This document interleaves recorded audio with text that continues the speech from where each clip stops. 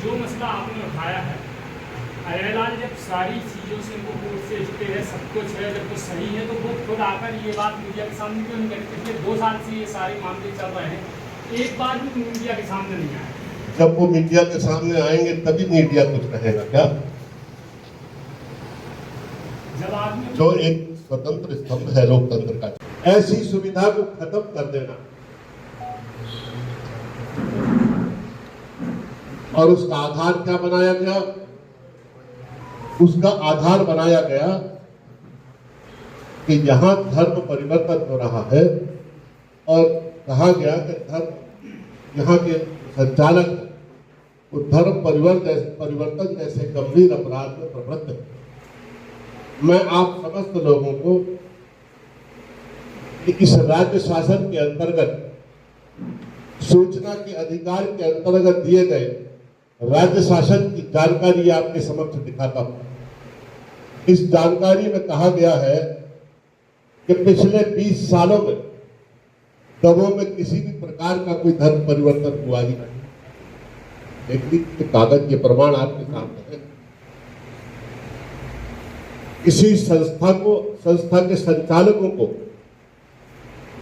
उनकी आर्थिक आधार को, उनकी सामाजिक प्रतिष्ठा को, उनके यश, कीर्ति और सम्मान को, इतने वर्षों उनके द्वारा की गई सेवा को बिना किसी आधार के नष्ट कर देना कितना अमानवीय और पीड़ादायक है, यह आपको बताने की जरूरत है।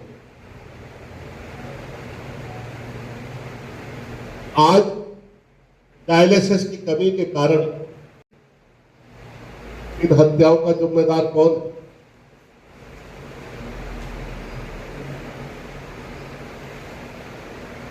आपको ध्यान होगा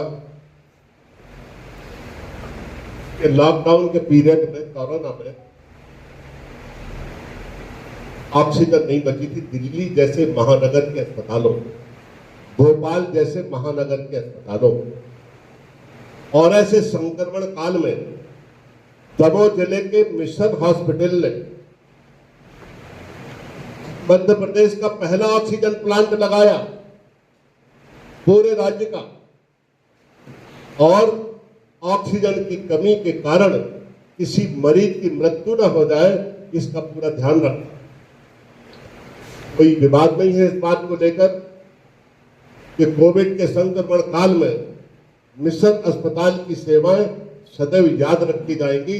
जिस सेवा भावना से, जिस प्रोफेशनल उत्कृष्टता से, जिस प्रोफेशनल एक्सीलेंस के साथ उस हॉस्पिटल ने रात दिन अपनी सेवाएं दी, लोगों की जान बचाई, वो बात याद रखना तो दूर की बात है।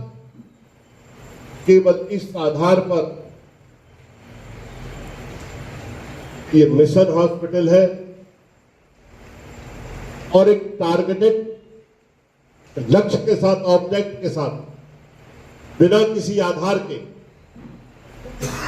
इतने वर्षों की सेवाओं को एक किनारे करके आपराधिक प्रकरण दर्ज करना, मामूली अपराधियों की तरह प्रशासन का व्यवहार करना बहुत दुखदायी और बहुत आलोचना के योग्य है।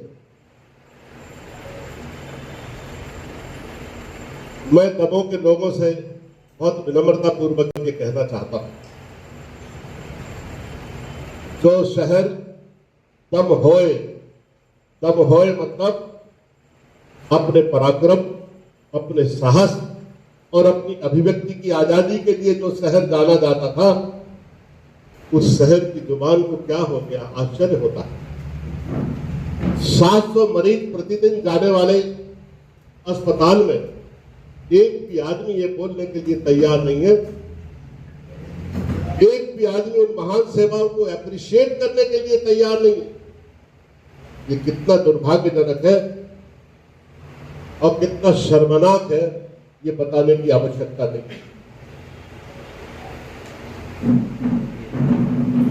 700 के आसपास लोग बेरोजगार हो गए,